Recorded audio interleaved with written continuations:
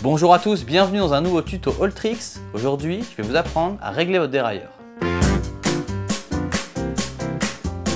Pour cette opération, il va falloir soit des clés Allen, soit un tournevis cruciforme en fonction de la marque de votre dérailleur. Régler son dérailleur, en soi, c'est vraiment super facile. Mais ce qui est hyper important, avant de commencer, c'est de savoir si le dérailleur de base est bien calibré et que certains paramètres soient absolument respectés. Premièrement, avant de commencer, il faut vérifier que votre patte de dérailleur n'est pas tordue. Car si la patte de votre dérailleur est tordue, le réglage ne pourra jamais fonctionner. Si jamais vous avez un problème de dérailleur après une chute, très souvent ça va venir de là. Ensuite, il faut vérifier l'état de sa transmission, qu'elle soit bien propre, car une transmission qui est sale et qui est mal lubrifiée, ça peut poser problème sur les passages de vitesse. Il faut également s'assurer que le câble et la gaine du dérailleur soient en bon état, qu'ils ne soient pas coudés, qu'ils ne soient pas oxydés. Et avant d'attaquer le réglage, il va falloir vérifier un dernier point, c'est que le dérailleur est bien calibré. Vous avez sur votre dérailleur différentes vis de réglage qui vont servir à régler ce qu'on appelle les butées et l'englobé. L'englobé sert à régler l'écart entre le galet guide du dérailleur et la cassette. Ce réglage joue en fonction de la taille de votre plus grand pignon. Pour régler celui-ci, en gros, il faut que l'écart entre le galet et la cassette ne soit pas trop important, mais pas non plus trop proche pour pas qu'il se touche. Si vous resserrez la vis, ça va écarter le dérailleur. Si vous la desserrez, ça va le rapprocher.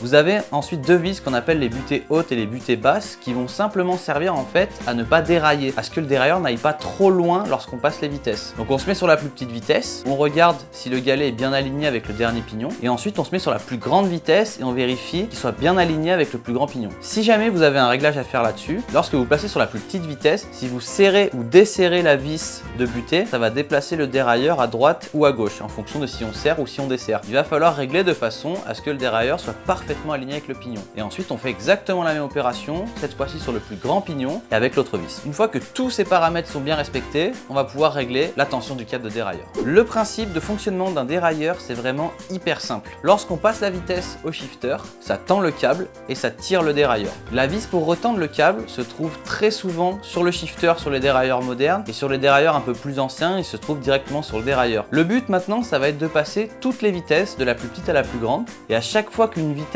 a un peu de mal à monter, ça veut dire que le câble n'est pas assez tendu. Donc, on retend un petit peu le câble. Une fois qu'on est arrivé en haut de la cassette, on descend vitesse par vitesse. Si la vitesse a un peu de mal à descendre, ça veut dire que le câble est trop tendu, donc on détend le câble. Retenez simplement que si la vitesse a du mal à monter, ça manque de tension. Si la vitesse a du mal à redescendre, c'est qu'il y en a trop. Et en fonction de ça, faites des tests et vous allez voir, ça marche à tous les coups.